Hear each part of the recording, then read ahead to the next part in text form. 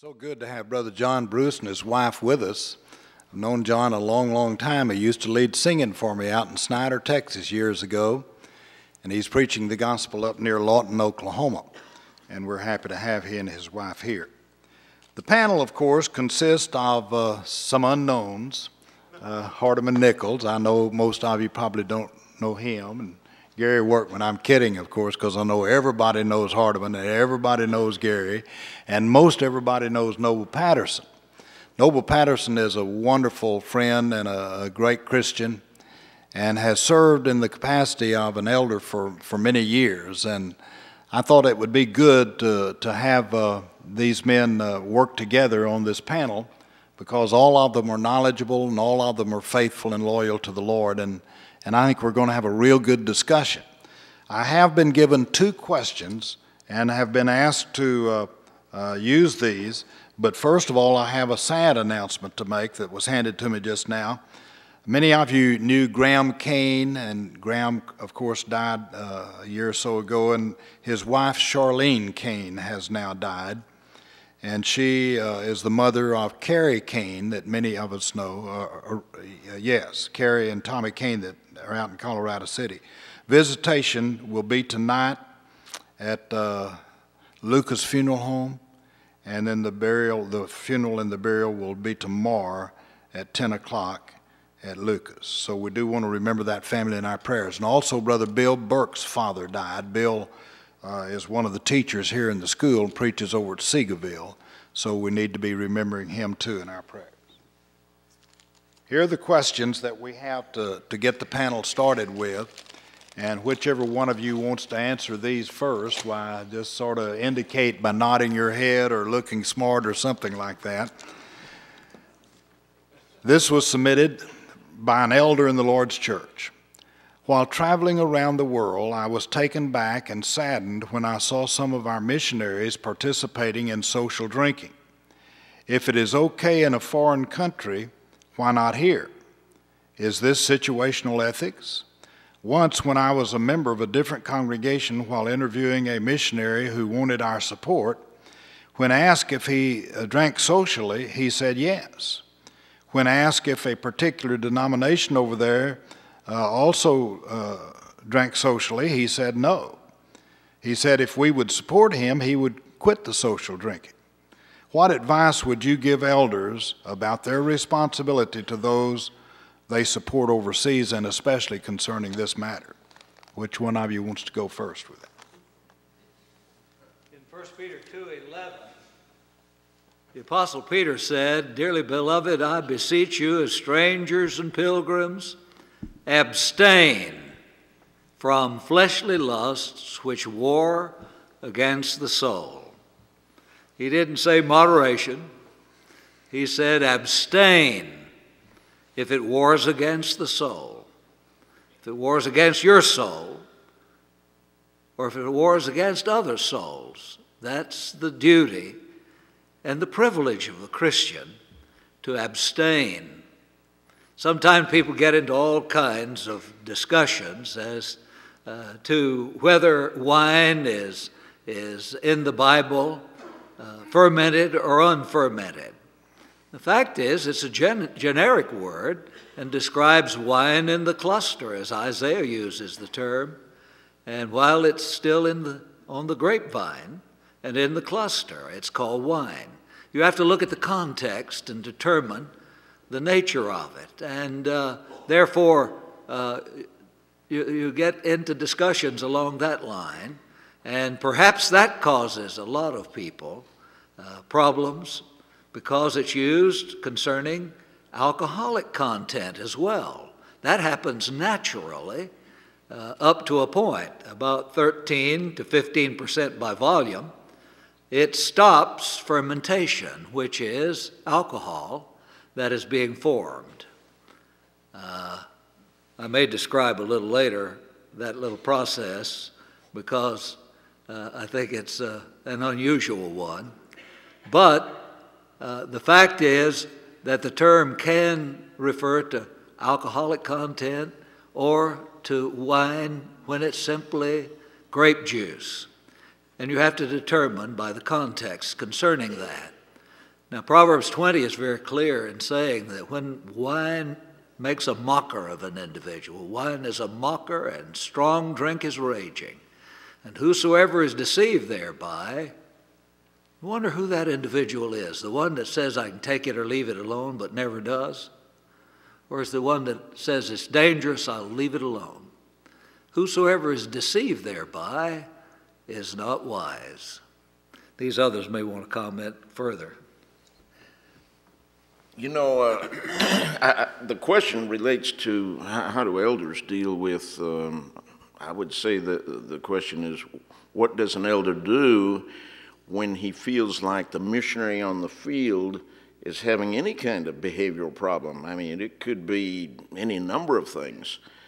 And I'm sad to say that in the mission work that we've done in the last 10 years where we've been in Russia and Ukraine, I've heard multiple stories about some of our American missionaries getting over there, and maybe getting enamored with Ukrainian women and causing big problems, disruption in the marriage, divorce, remarriage, just some real horror stories. And one of the supporting congregations that we have was also supporting one such man. And so what did they do? They had an eldership. They're a good eldership. And in fact, I used to be the local preacher for this church, and very good eldership. And they were concerned. They brought the man home and had a meeting with him and asked him all the ins and outs of what the situation was. And to make a long story short, he was not going to change anything. And so they brought their support to an end. I think that's the only thing that an eldership can do. If they feel like their missionary on the field is not a faithful Christian, then they've got to bring their support to an end. That's just the bottom line. These are all cardinal points that have been brought out, and to me, one of them that needs to be really emphasized is on the social drinker is the influence that it'll have on other people. It breaks down their reservations about the man, the gospel preacher, or the man in the field. So that handicap that is placed on the social drinker immediately is really a handicap. And then the second thing is the possibility of that alcohol drink getting hold of the one that's taking the social drink. There never was a drunkard or an alcoholic, but what he had to take the first drink somewhere along the line. But the example, and gospel preachers, we expect so much of them, rightly so, and they expect so much of themselves. They're using very poor judgment, in my estimation, by engaging in the social drink. Hardeman, do you want? I think that if you just look at it, that this fellow would say, I'll quit if you'll support me. Suppose he's cursing, and he says, well, I'll quit cursing if you'll support me. Or I'll quit stealing if you support me. Remember that the Bible is very clear about the kind of wine that we cannot drink. Proverbs 23 points out when it moves itself in the cup, he said, don't even look at it. That kind is forbidden. It wasn't for kings to drink that kind of wine because it would make their judgment false and slurred, and God wouldn't allow it. How much more of a preacher or members of the church in doing things like that? I don't think anybody would drink if these little bugs that eat the glucose were bigger. Because what happens chemically and biologically is that this little bug called the Mycoderma cerevisiae eats the glucose and exudes a gas and an excrement that is alcohol. Well, the reason that it doesn't continue to ferment past 13 to 15% is that the gas in the liquid now kills the bugs. And that's what people like to drink. You didn't know he was a scientist, did you? I'm sitting here amazed. Hardeman never ceases to amaze me when he comes up with things like this. How did he find out about that is what I want to know. I didn't make that up. That's the truth. That's what happens. Hardeman told us the truth, you can be assured. Very good answer, panel. Y'all did good on that. Here is one other question, and this will be the last question that was handed to me, and the rest of them will be spontaneous. So be thinking what you want to ask, and all you have to do is raise your hand, and I'll try and take you in order. Here's the question. We'll not deal with this long. I don't think it'll take long. What Christian quality do you consider the most important one for an elder's wife to possess? Whichever one of you wants to answer. Being in submission.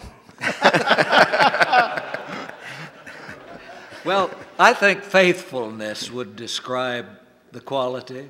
If she's faithful to God, you don't have to worry about that. She's going to be faithful in all regards. Noble? I agree with Hardeman. Faithfulness, dedication, loyalty. Maybe Gary was talking about preachers' wives. Is that right? Well, I think that there is the fact that there is room for personalities in individuals. God didn't make us all alike. He didn't even make a snowflake alike. Every snowflake is different, symmetrical, but every snowflake is different. And every individual is different. Moses and Joshua didn't have the same attitude and didn't have the same qualities. Whenever they were coming down from the mountain, Moses heard the people down below as they had made that golden calf and were worshiping it, and he thought they were worshiping. He thought it was the sound of worship. Joshua, who was the captain of the army, who had met him up on the mountain, thought it was the sound of war.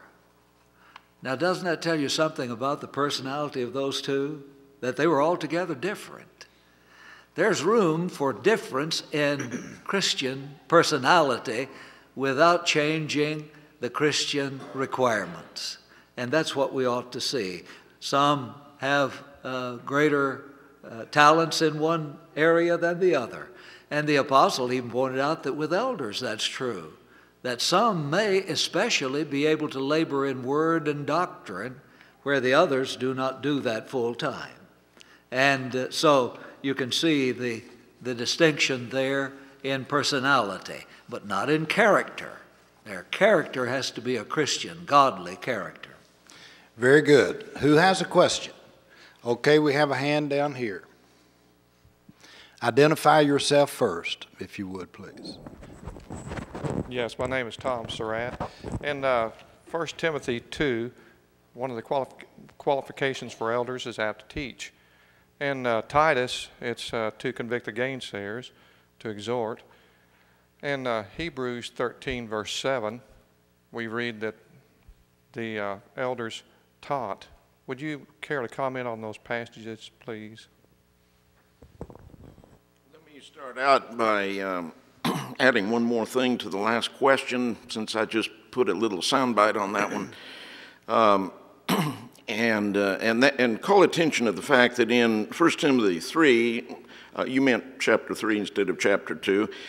In 1 Timothy 3, regarding women, the scripture simply says, women in like manner must be grave, not slanderous, temperate, faithful in all things. And people have struggled over the years, preachers as well as Bible class teachers and others who study the Bible, to try to determine which women those are that are being discussed there. Are they the deacons' wives? Are they the elders' wives? Are they, some thought, deaconesses? Without going into a big discussion on that, whenever I preach on an elder's qualifications, I get that verse in there, and I say, whatever Paul had in mind, it surely would not hurt to apply that verse to all of those women. I mean, the wives of elders, the wives of deacons, and though we don't have deaconesses, we do have women who serve in specific capacities. We have church secretaries, and we have those that do other things in the work of the church that are appointed to fulfill specific tasks, and it would not hurt at all to apply those qualifications to every woman in a position like that, including the wives of the elders. Now, what was your question again? Well, teaching, apt to teach. You know, yeah, Paul said apt to teach, and I've known some elders who were apt to teach just about anything, so you had to really worry about what they might come up with. And I remember one time there was a man who, in a congregation where I was preaching, he had been an elder in a previous congregation before moving into our area and becoming a member of the church there where I was preaching. We were getting ready to go into an elder selection process, and at that point had no elders. And this man, I thought, in many ways, seemed to me to be the kind of a man who would make a good candidate for being an elder, except for one glaring thing. He was a smoker. And I had a private discussion with this man. And I said, I understand you were an elder where you lived before. And he said, that's right. And I said, you know, we're getting ready to appoint elders here. I think you're a man of fine character. You appear to have a good Bible knowledge. You've got a fine family. But there's just one thing that is a stumbling block in my mind to your ever being appointed an elder here, and that is that you're a smoker. And he said, what's wrong with that? And I said, well, the Bible says elders are to be an example. He said, where does the Bible say that? He said, the Bible never says elders are to be an example. And well, fortunately, I had my New Testament right in my in my pocket, and I pulled it out, and we read the passage, and he looked at it, and he said, well, I just never saw that before. So I thought, you know, then I had two reasons why he shouldn't be an elder.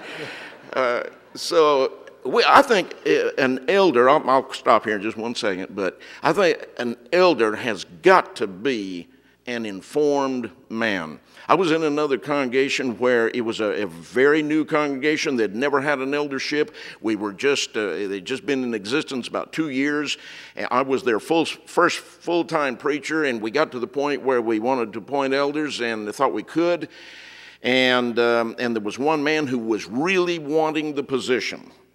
And I began asking him certain Bible questions. And I kept hearing, by way of an answer, well, I haven't made up my mind about that yet.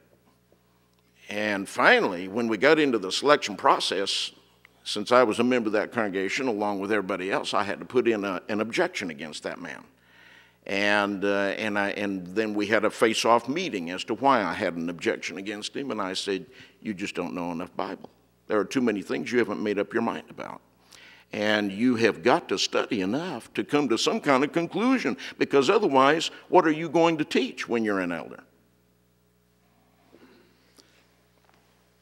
The teaching is important, but it doesn't say whether it's to be done as one would do from the pulpit or teaching a class, or whether it be private teaching. But Titus 1 and verse 9 points out that he must be able with sound doctrine to convict and to convince the gainsayer, the one who wouldn't understand and who would deny the teaching. So an elder must be a teacher, but in what capacity it doesn't say. Evidently from 1 Timothy 5:17, there were some that gave full time to teaching. But not all elders did that, even in the first century. And so those that did that would be worthy of double honor. That is, the honor given to them in their lives and character and the work that they were doing, but also the double honor of being supported in the work. Every time I think of being apt to teach, as Gary mentioned, I think of my late dear friend Jimmy Wood. All of us called him Smiling Jim because he was always smiling. But he told me one time about an elder in his home congregation, and he said someone came up to another one of the elders one day and said, "Pap," said, "is so-and-so apt to teach?" And Pap Simpson said, "He may can, but he ain't apt to." Noble? Well, simplifying it down to half a dozen words, and that is simply that the one that's apt to teach it, skilled in teaching and able to give instructions. Very good. And some of the best teachers I've known are not those that could stand before an audience and teach in a large setting, but they do it by personal example and love and teaching and constant exhortation, and they can make great elders in the church, even though they may not be a public teacher. Very good. Next question, right over here.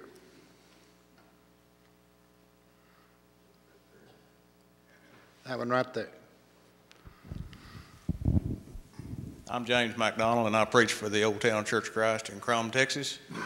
And I have an opinion type question, and I would like the opinion of three distinguished brothers I'm acquainted with. And my question is, at one time I served as an elder, and then I resigned to go to preaching. My question is, there's not a right, there's not a wrong, it's okay. And I haven't a thought on it, but I was wondering your thoughts on a preacher being an elder. I think there's a conflict of interest, but it can be done if the man is a special personality. But I'm just wondering what your thoughts on it is. Noble can preach, and he's been an elder. Why don't you start off, and let's hear your opinion on that. There are characteristics of the elders and the preacher that are identical, some of the characteristics of them. And the elder is to do the overseeing of the congregation, overseeing of the flock. The primary purpose of a preacher is to preach the word. But we have that Peter was an apostle, he was an elder, and he was a preacher. So, and possibly others, that would show and indicate that they can both do the same thing. Now, their specific duties are different, but their overlying purpose in life, of course, would be the same. Now, that happens more frequently than perhaps we are aware, where the preacher is appointed an elder. And in most cases, I'm sure that that's the proper thing to do in that particular congregation. But there should not be, and the Bible doesn't indicate any kind of a conflict between a preacher and an elder so far as their two duties are and assignments are concerned. The elders are to oversee the congregation, oversee the flock, shepherd the flock, and the preacher is to preach the word. And now a preacher if he's appointed an elder, can assume and does assume those responsibilities as an elder, and they're not in conflict with as a preacher. And so I see no conflict in or hindrance or stumbling block for a preacher that is willing and has the qualifications, of course, to be also one of the elders of the congregation. Hardeman? Well, since I serve in both capacities, I can tell you that it adds to the responsibilities that one serves in. And it does so and increases the volume of the work that he does. It doesn't change his attitude toward people. Preachers love the souls of men just as much as elders ought to. And they ought to love them that way. But the responsibilities are such that you're dealing with so many varied problems that preachers do not have to deal with personally as a preacher. They may be involved in a part of the encouragement and exhortation or whatever it is that the flock needs. They'll be involved in the visiting. But there are many other aspects of the work of an elder that are more intense than generally preachers have to be involved with. It gives a great burden to the individual. And then sometimes it could be a conflict of interest. For instance, in making decisions that involve the individual preacher. It's my opinion and my practice to stay out of making any decision that involves me. If the elders want to make a change in the local pulpit, they have the right to do that. And I think they have as much sense if they make a decision not to let me be the preacher there as they did when they let me become the preacher. I don't think that puts us in conflict whatsoever, because I believe they'd have the best interest of the church at heart. And yet I have known of a few cases where the preachers became selfish in their decisions to the hurt of the church, and that shouldn't be. Shouldn't ever be on the part of anyone who loves the Lord's church like he loved it. To do that means that one of the great responsibilities is to seek first the kingdom of God. And that means its interest comes above any personal interest that the individual may have. So I advise, and I think it's good advice, anyone who serves in that position not to be in on the decisions that involve them personally. James, you've been in both positions at the same time, haven't you?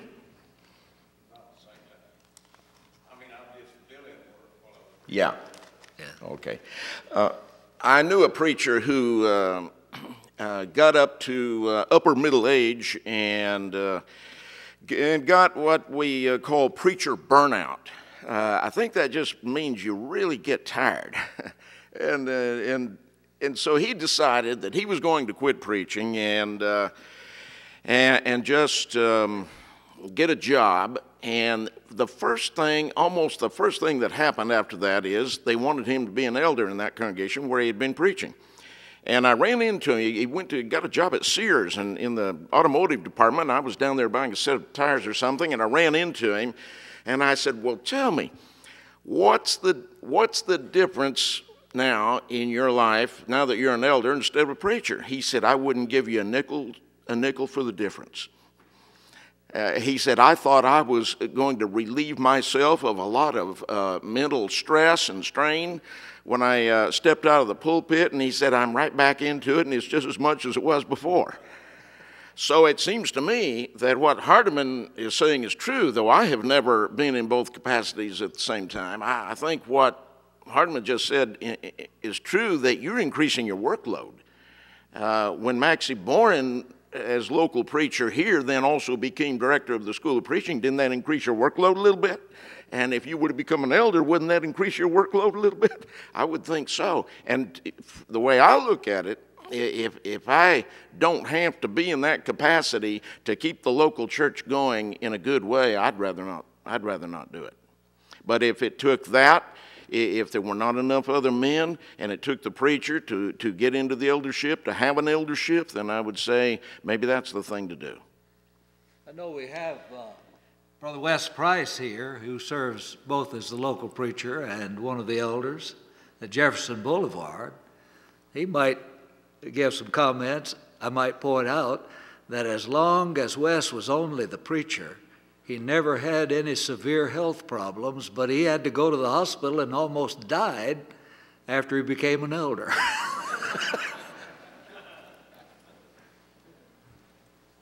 Sort of a funny thing to say here, most all of you know Ruel Lemons or knew Ruel Lemons. He was a very close friend of mine, and after he had served many, many years as a preacher, why, he was appointed as an elder. And facetiously speaking, of course, he told me, he said, I've only been an elder about an hour, but I already hate preachers. That's all kidding. I think personally that it depends on the man. If you have a man that has a vain ambition and all that would try and exercise a power play or something, then he ought not to be an elder. But I've known a lot of good men that are. One was John Gibson, who was here the other night. And John Gibson has preached the gospel at that same congregation for years and years and has served as an elder for about the past 17 years. W.T. Hamilton is another. So it can be done if the man is right. But whether he'd want to or not is a different matter. Next question. Somebody back there. Okay. Printing. One of the first churches I worked with, and a couple months after I was hired, 3 of the elders out of the 4 started talking about that baptism wasn't necessary and speaking in tongues and faith healing. One of the elders was still teaching what is right, and I want to hear from you, the elder that was still teaching what is correct, what was his role with the other 3 that were unscriptural? What should have happened to the other 3? How should the church have handled that? Go ahead, Harden. Titus 1:9 says he ought to hold fast the faithful word. And if an elder sins, and heresy is a sin, that's what it is heresy, when they teach what the Word of God doesn't teach. The very word heresy comes from the term that means I choose. In other words, I'm following my way, not God's. And when that happens, then the procedure is to try to restore him, of course, and teach him the truth. As the rest of that passage points out, that in holding fast the faithful word, he may be able, by the faithful teaching, to convince and convict the gainsayer, the one who's denying the truth. That would be the hope. If that doesn't happen, then after the first and second admonition, even an elder is to be rejected publicly. Them that sin, rebuke before all, that others also may fear. Now that ought to be done with fear on the part of the individuals that are involved in it as well. And it ought to be for the purpose of trying to save their souls and to save the church. Because if it continues in that direction of heresy, it's not going to be the Lord's church. Noble? I'll pass. I don't know that we all need to comment on every question. By the way, is this mic on? Somehow I didn't hear it coming back to me. Okay. Go ahead. I think he said enough. Are y'all through with that question? We amen to what he just said. Okay, we've amen that one. Who's next? John McFarland here. I preach at a small congregation, been there some 20 years, one of the older congregations in town. We're not afforded men that's qualified to be elders there. For that reason, I've had quite a struggle throughout my preaching years there. And we talked about a preaching elder there, Brother Noble, a bit ago, and got another man maybe there that or 2 that can probably could qualify. And I'm seriously considering that preaching elder situation myself. On the other hand there, over in the Bible speaks about the one talented man. When a brother comes to a point where he has the qualifications to be an elder, maybe the desire to be an elder, but the congregation that he's worshiping with, maybe they've already got the men selected. They don't especially need him there. And I know that's probably true in every congregation. You can go into any large congregation around, you're going to find fellows that's qualified to serve as an elder, but yet they're not stepping forth. And I'm saying the small congregations like the one I preach at, we could definitely use some good men. Some of the larger congregations that'd be willing to come out and be a part of the services there and then eventually come into the position of an elder. And that's my comment upon the time. Thank you. I think that there's a great field here that we ought to really examine, and that is that most large congregations that I know consume far more elders and preachers than they ever that they ever train. They ought to be training men and helping them to become good elders and deacons. I thought that the Walnut Hill congregation had some very godly elders, and while I was there, they would invite younger men that they felt could become deacons, and those that they felt may be selected by the congregation to become elders, to come and sit in on meetings and to see what really goes on. And I thought that was, and they pointed out why they had them there, that we want you to be thinking about developing yourself spiritually and otherwise in this capacity. They would never select the men themselves. The first elders are always selected by the congregation. That is, the ones that I know of now. I think that Brother J.D. Tant said he went into a congregation one time, and a young preacher had been there for a meeting, and he had just said, you and you and you are going to be elders here, and some of them weren't even qualified, and one of them wasn't even married.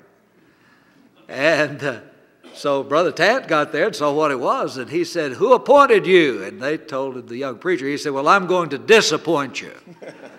Well, that may be the thing that needed to be done there, but still there can be some preparation when the congregation does the selecting. And it needs to be something that's given consideration, particularly for young or even older congregations that may be out in an area that they cannot expect to do much for the cause of Christ except train a few that they have to go to the city and work and become elders there. That's what usually happens. But the reverse isn't happening as much as it ought to. And so there is a great need there. A church can exist for a time at least without having elders. They did in the first century. In Acts 13, Paul goes through an area and he doesn't appoint elders in that first trip. But then he comes back, and it couldn't have been over 3.5 years, and he ordained them elders in every church. Acts 14 and verse 23. He didn't select them. Doesn't say he selected these men. He set the qualifications, no doubt. The selection could be done by others, but he ordained them. He appointed them in every church. And congregations that really want to be what God wants them to be ought to think of trying to qualify in having the organization that God wants as the permanent organization of that congregation. And sometimes elderships die out. Maybe there's only one man left. He can't serve by himself. And therefore, since there were elders, plural, in every church, that's the way it ought to be. And that takes at least 2. And therefore, a great need in respecting the organization of the New Testament church in that regard, and the local congregation. I think we have to guard against deacons thinking that they are junior elders when they were appointed to their office. And we've seen that. I'm sure all of us have seen that in various places. Somehow they sort of get a little too big for their britches when they're appointed deacons and think they really in an authority exercising role rather than in a serving capacity. But having said that, it's also true that that would be a good training ground to become an elder. Any good service that a man might render in a congregation in the way of doing work that deacons do, or in the way of teaching Bible classes, preaching even, would be great training ground for his later becoming an elder. I became local preacher of a congregation one time that had an elder who was good at just about everything. He was one of the finest men I'd ever seen. But another man who was also an elder in that congregation apparently could not even teach a Bible class. And I wondered how in the world he became an elder. Because over the years that I served there, we never could get him to teach, and he never did teach. And he wouldn't even teach as a substitute for one day. And I thought, well, this man, he was appointed to the position, but he never had the training ground that he needed to have in order to be really what an elder should be in a local congregation. Noble? Just this word. You never know sometimes what brethren are going to do. They are unpredictable. And we talk about teaching people and teaching over the long road, long haul, the fundamentals of the gospel, but there's some of our people that are been in the church for many, many years, have need of instruction, special instructions.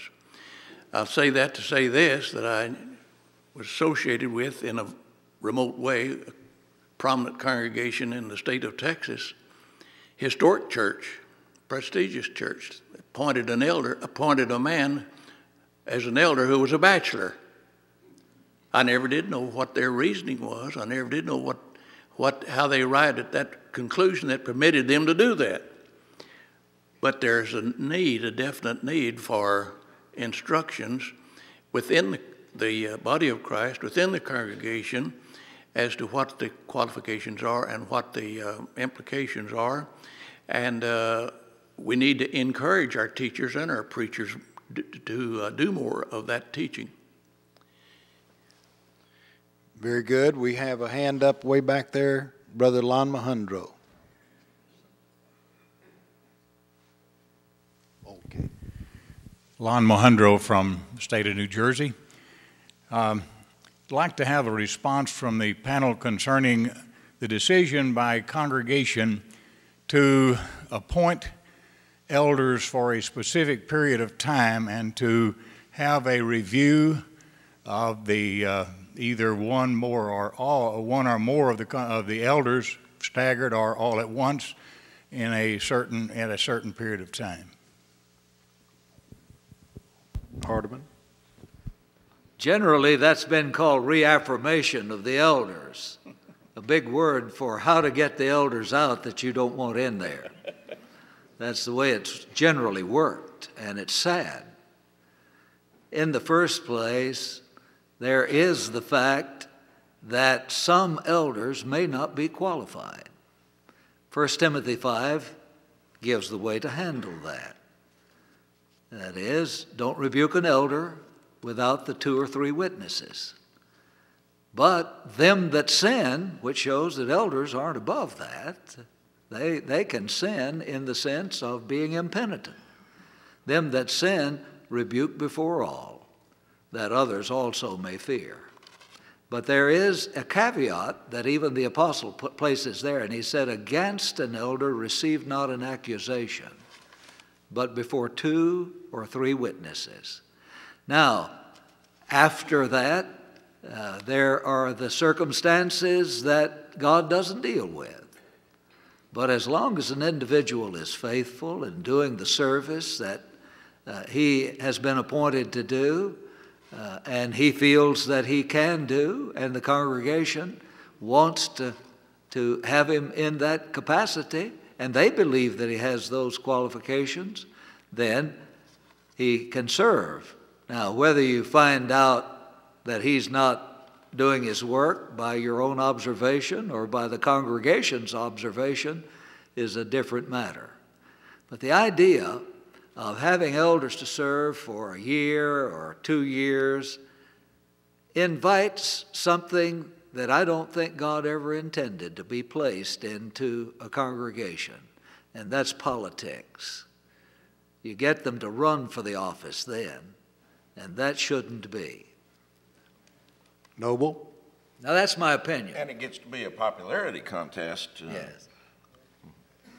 The elders, as a group of brethren, certainly should remain together and be very conscious of what is sound doctrine, what is best for the congregation.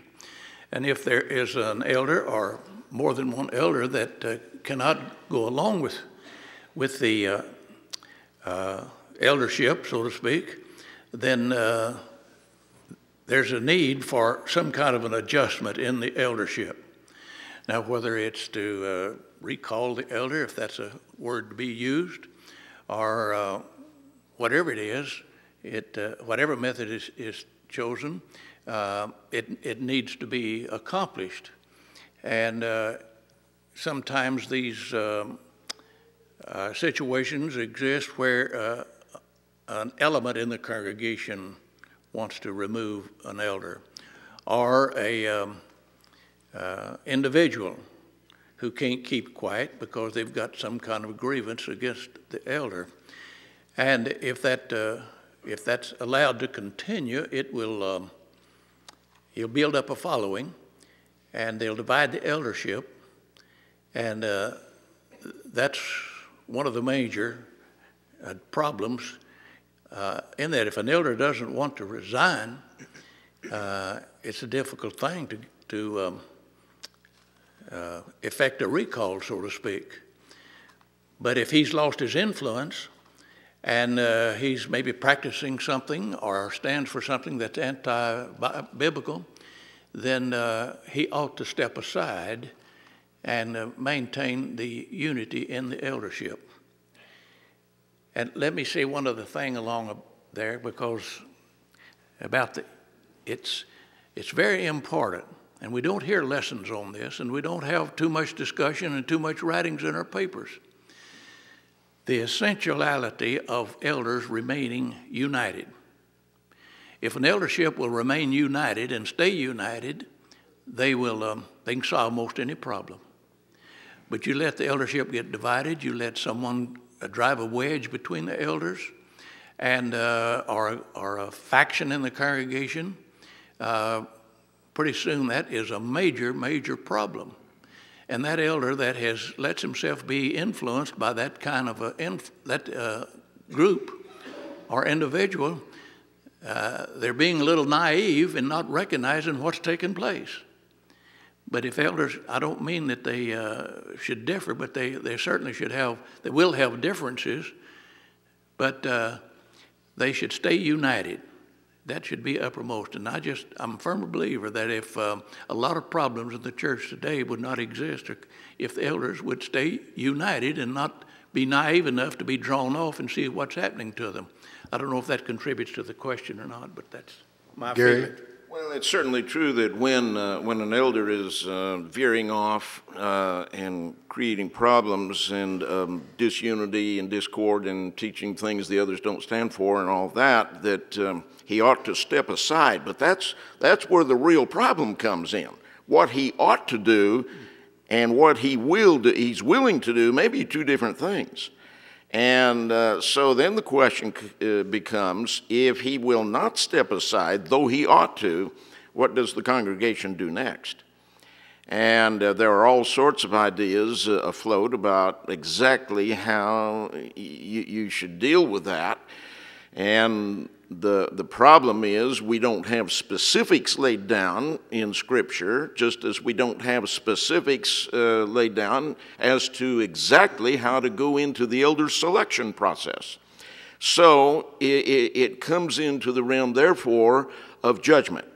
And the elders, the other elders in that situation need to then use every bit of wisdom that they're supposed to have in order to be elders and come to some kind of an accord on how they're going to get the man who's causing discord out of the office. If he will not step down and the others agree that he should, I see no way out but for them to say, we others are asking for your resignation.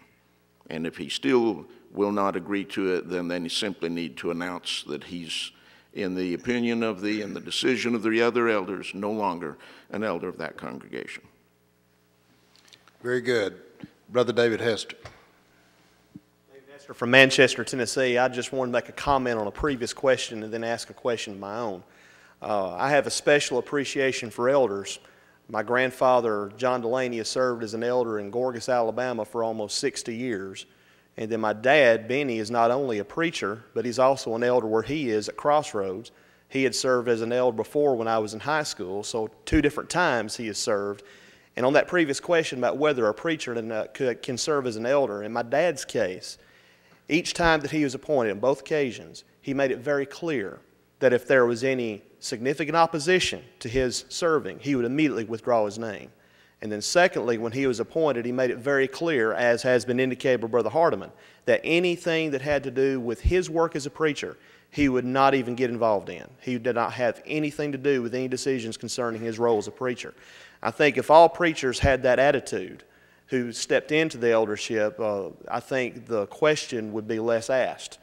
But then also a question that I wanted to ask about a different subject is about the age of an elder when he is appointed. I had a discussion with a preacher a few years ago who was very adamant that a man could not be appointed to the eldership if he is under 40 years old, even though he may be qualified in every other circumstance. That if he was even 39 years of age, he could not serve as an elder. I want to know what you had to think about that. Which one of you wants to go first?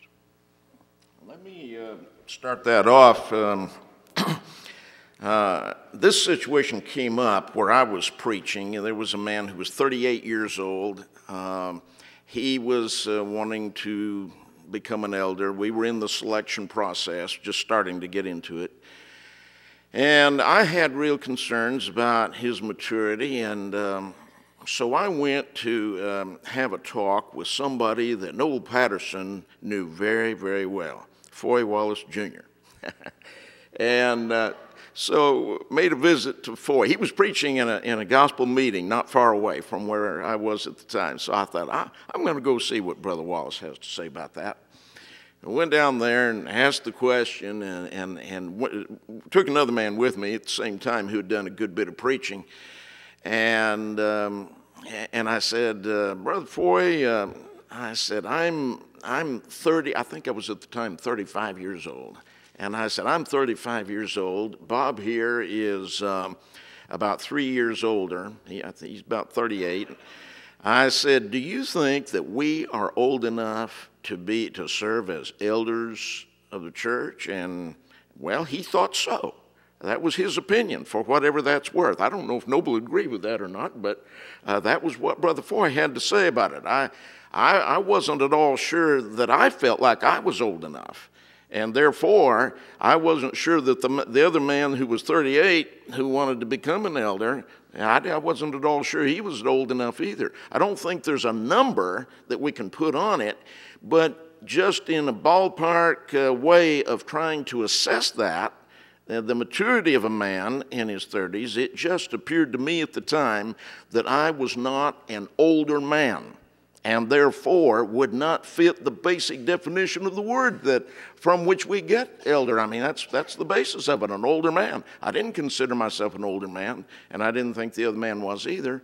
And though I can't put a number on it, still to this day I have trouble with thinking that a man who by every right ought to be called a young man could actually be an older man in a congregation. It just doesn't quite make sense to me. Individuals are different, and they have advanced not by the same progress that others have. And it's difficult to say that this age is the dividing point, and that one older should be older than a certain age because of the difference. Now, they reach a general area to be true, but I don't think we can have a hard, fast rule saying that one has to be a certain age or under a certain age, over a certain age, in order to be appointed an elder, because that person 37, 8, or 9, or whatever it is, may be far more advanced and mature than maybe a person 44, 45. So the individual has to be taken into consideration also. Hardiman? The term itself is a relative term, and it may vary in congregations. If you are going to have a congregation in an old folks' home, probably 40 years old would be young. if you're going to look at elder and younger. But in most congregations, the other qualifications are going to require that he be somewhere around that by the time that he's qualified. And therefore, the other qualifications are the important thing and not his birth date. That's right. One more comment about that. The individual I was talking about that made that point about a man has to be 40, he was very adamant about the word elder. He was very adamant that his belief was the word itself had inherent with it the age of 40 years old. He was very adamant about it and was even going almost to the point of saying he was going to draw a line of fellowship on it. Yeah. And he was going to write an article, which, you know, that mentality, go to the press. I think all of us would have to concede that generally speaking, across the board, with age comes increased wisdom. When one faces all the ups and downs of life after years of experience, that person should be a little bit wiser than a young man. I do think that inherent in the word is a significant matter, that we are talking about older men. Now, I'll grant that it would be relative, because who can say, since the Bible does not explicitly state a particular chronological age. But I tend toward the fact that we sometimes make a mistake putting in a pretty young man. I think we got to be very careful. You know, in Judaism, a man was not considered in the elder category till he was 50 years old. And now I don't know, I'm not saying we have to follow that as our rigid rule of sizing this up, but still in all, it does give a little background to saying that it has been the case in the people of God for a long time that they considered the elders of Israel, would have to be, in fact, those who were in the elderly age category. You couldn't appoint a younger to be an elder just by putting the name on him. He had to, in fact, be an elderly person in some general sense of the word in the first place. I saw several hands back here. I don't know whether you want to make comment on what's already been asked. Brother Smith, I think you were first, and then Bill Keel would be second. Well, as they're bringing the mic to them, I might say if you put a man in who's qualified at 40, it won't be but a half a year till he'll fill 50. I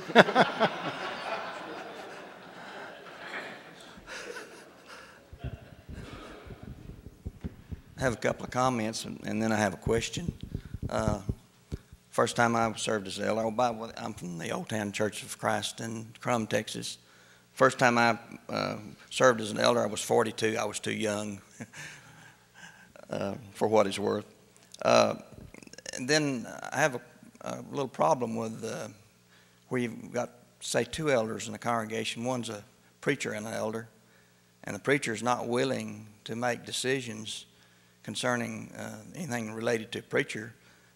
Then you've relegated that to one-man rule, which we're supposed to have a plurality of men making decisions in the eldership, not one man. So if one man's not willing to make a decision, that goes back to the other man to make the decision concerning a subject. So men have to make decisions, maybe when it's difficult. They still have to make those decisions together. Just something to think about. Question I want like comment from the panel here is 1 Timothy 3 verse 1 says, "This is a true saying, if a man desire the office of a bishop, he desires a good work." What I have a question about is the word desire. Is that in the area of ambition, or is that in the area of being interested in doing your duty? What exactly does desire encompass there? Go ahead, Hardeman. It involves willingness, that he is responsible. He feels a responsibility to use whatever talents that he has and that the brethren want to place upon him. He wants to use them properly. It's willing service, the only kind God wants of all of his children, and especially from the elders, willing service. And I think that that's all involved in the word desire. It certainly isn't selfishness, that he desires it for his ego or for other purposes. That would disqualify him from the eldership if he had that type desire. But there are desires that are holy. Vine's New Testament Dictionary of Words makes a mistake when it says that the word lust or desire, of course we use the word lust and we give a bad connotation to that, so we use desire. And he says it's always used in a bad sense, but it isn't.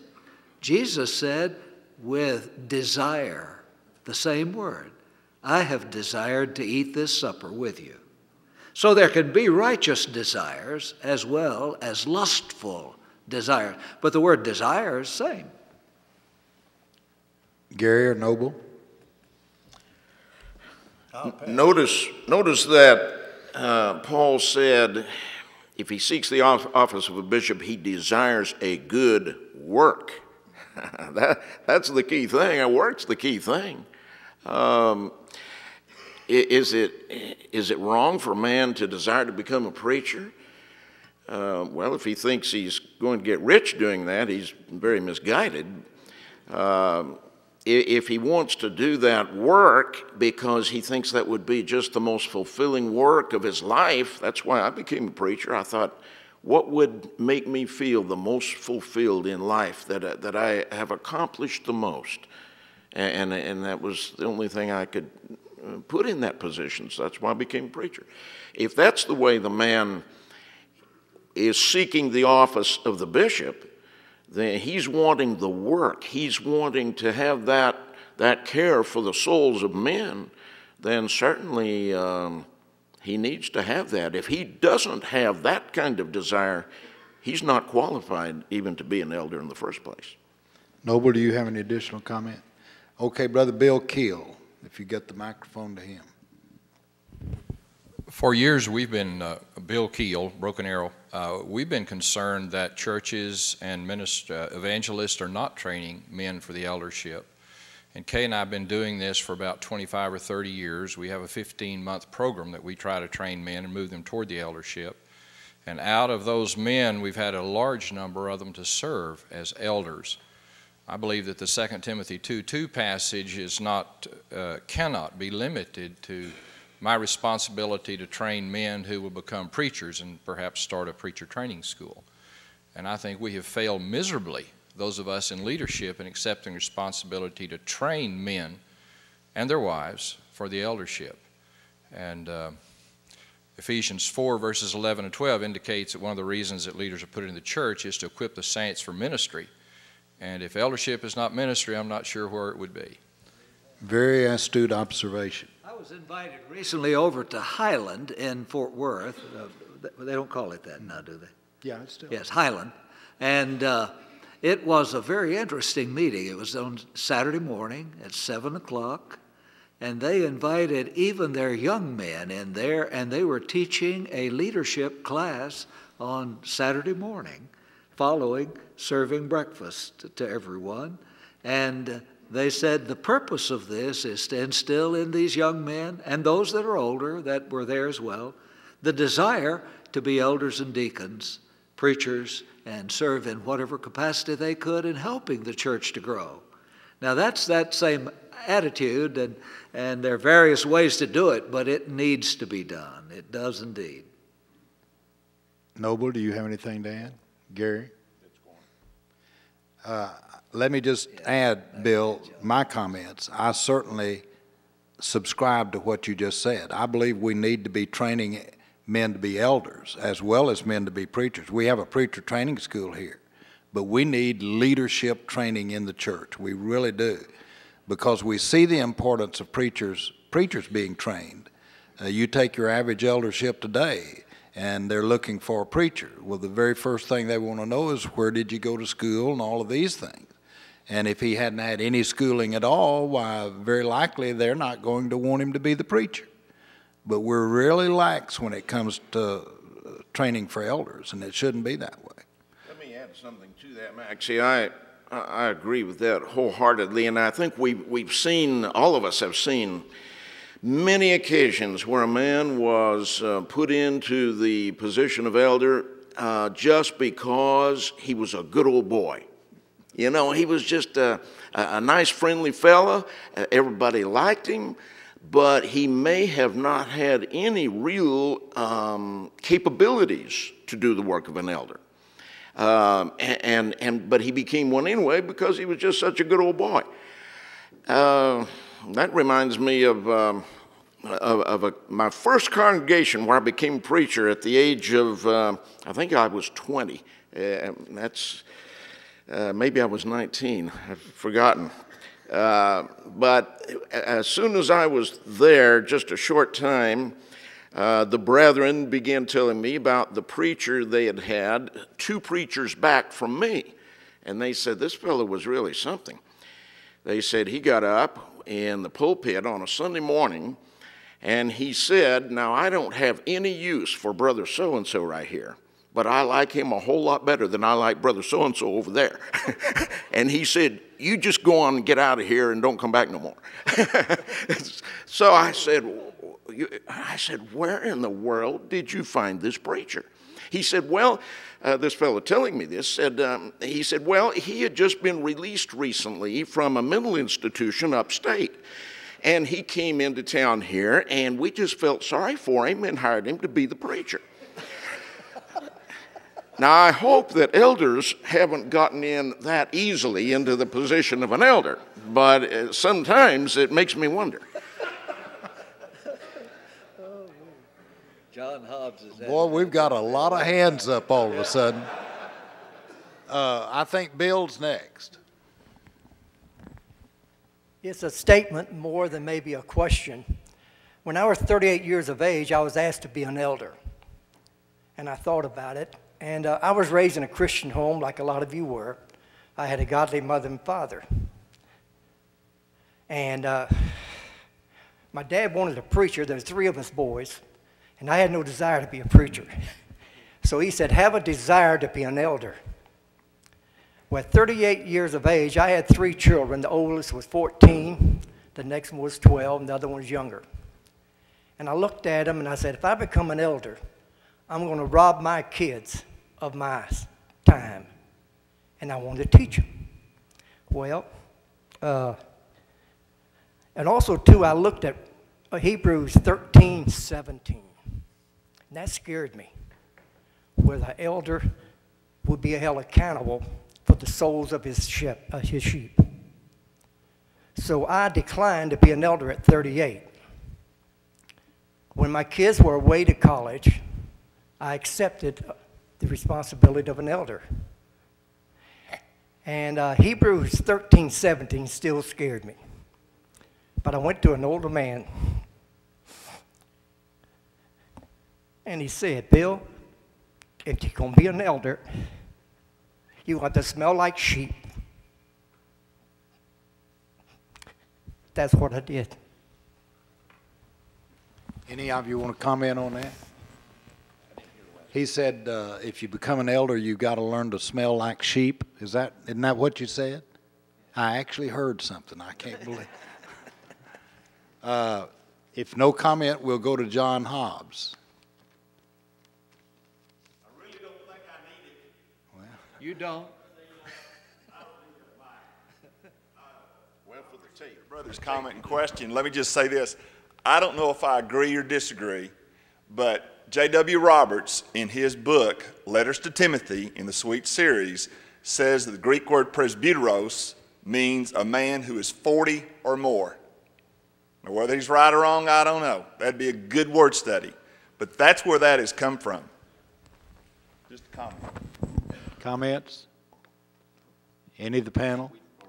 Okay, Brother Foy, forehand. Roberts was a great scholar, and I would hesitate to deny that because that was his long suit.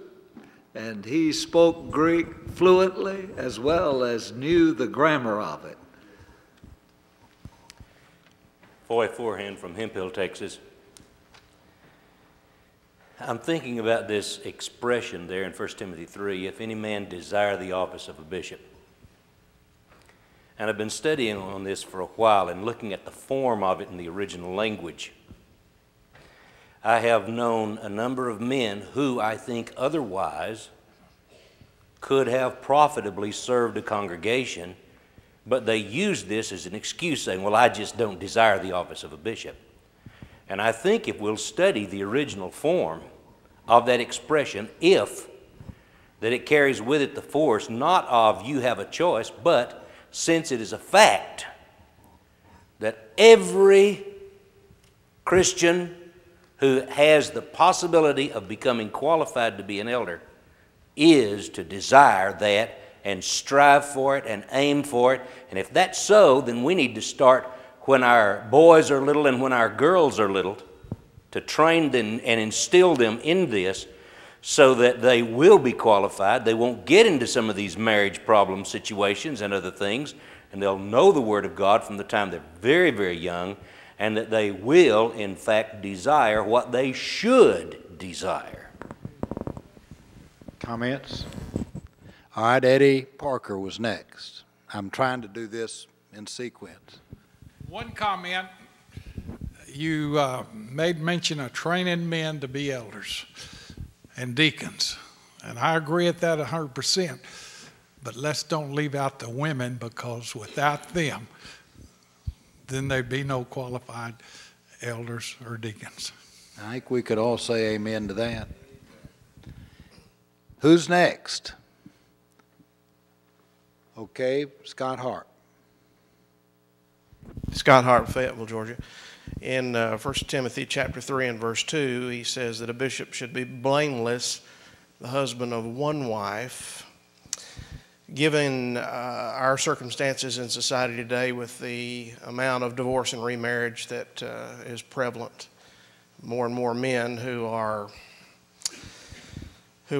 capable in all areas of leadership, except in the area of failed marriages, oftentimes are being presented for the work of an elder, and sometimes it's because their wives have been, or their former wives have been put away for her adultery, and he's been put up to be an elder, such like that.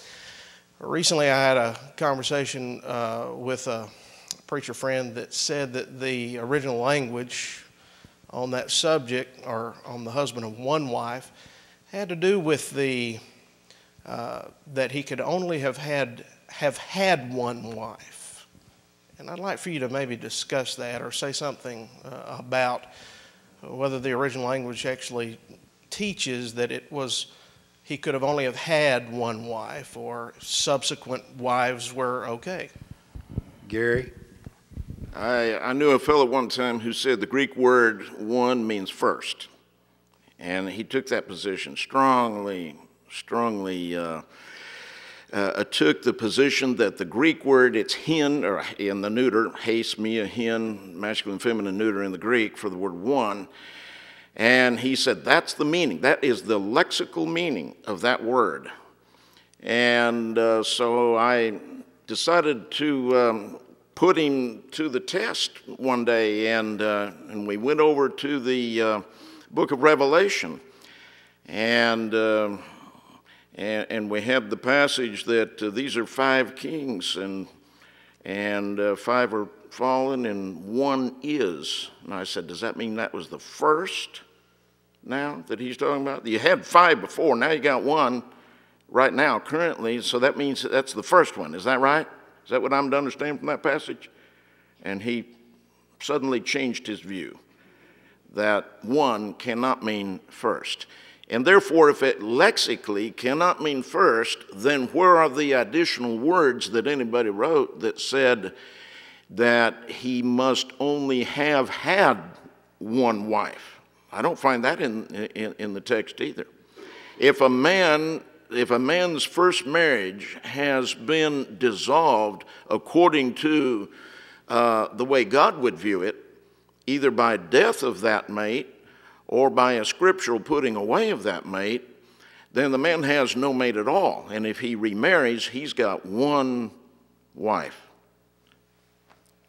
Hardeman? I believe that's true.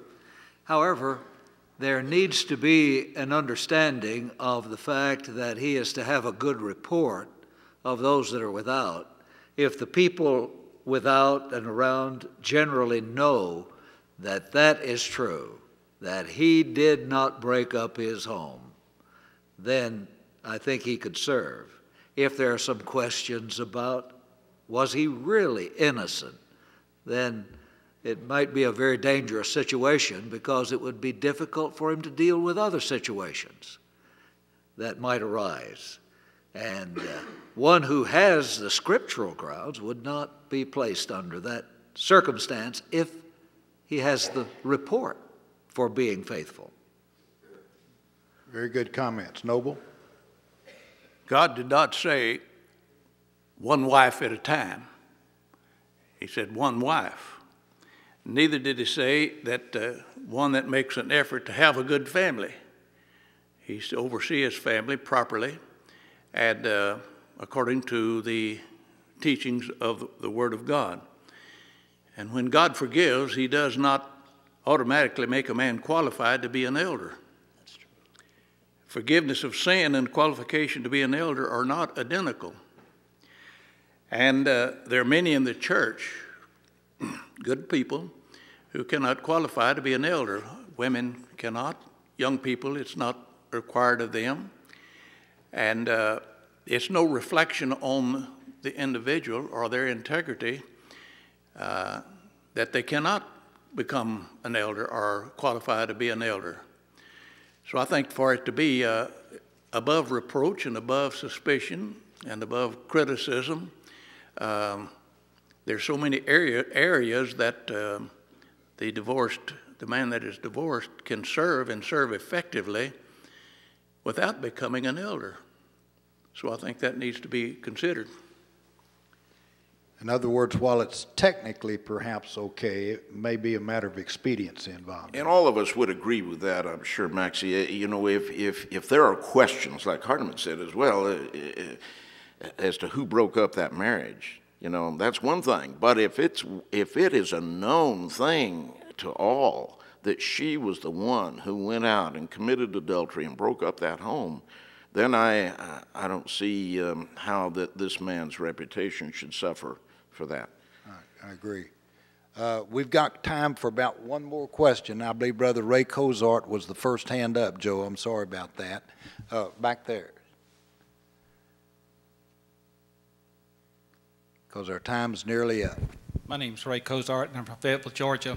My concern regarding the question Scott just brought forward is one of the qualifications of an elder that he must rule his house well, effectively. At the time that the infidelity occurred, how well did he rule his house? Which one of you want to deal? He said... the infidelity occurred, how well was the man ruling his house? Well, there must be innocent cases or the Lord wouldn't have given an exception, as he does in Matthew 19 and 9, the only exception. So there must be some who are innocent, who would be ruling well, and in spite of that, individuals are individuals. Some go astray in spite of all of those things. But that doesn't mean that you ought to put one that is questionable into the eldership. I'm not advocating that whatsoever, and ought to be very clear.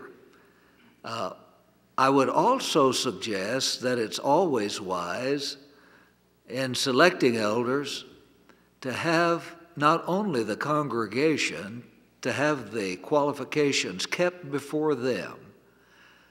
A number of years ago, I worked up a sheet and listed the qualifications. Some of them are yes and no. Some of them are relative in what degree they have those qualifications. And through the years, we've tried to use that refined in various opportunities, and I think that it serves well. One person told me one time, I thought My friend was qualified until I started filling out that sheet on him, and I didn't even hand in his name. But beyond that, get the individuals that you are selecting, get them in the screening process to fill out one of those that lists the requirements. You'll find out some things that you didn't know, maybe even about previous marriages that the companion didn't even know about. That has happened. And so that serves a good purpose in that regard.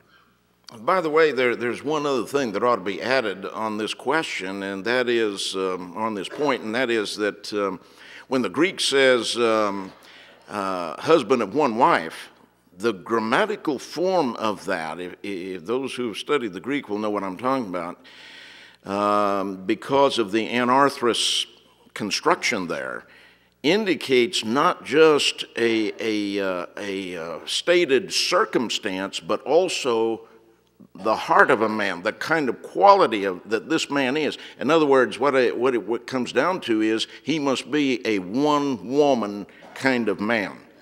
So he could have one wife, technically, but be the biggest flirt in the world. And in that case, this doesn't mean I'm not going to get a hug from Fran after the session's over. But in that case, I don't think this man would be qualified to be an elder. If he's got a heart that lusts after other women, then he's not a one-woman kind of man. I hate to bring this to a conclusion, but it's 4:30, and I've done my best to stay on schedule. I think we've had a very stimulating discussion. And tomorrow the panel is going to be discussing deacons and their work. And I don't know whether we'll have time for any holdover questions from this, because this has really seemingly caused a lot of thinking on your part. I'm going to ask Brother Robert Dodson, who preaches over at the Birdville congregation, to dismiss us. Let's do remember now at 6 o'clock, Brother Bob Stapleton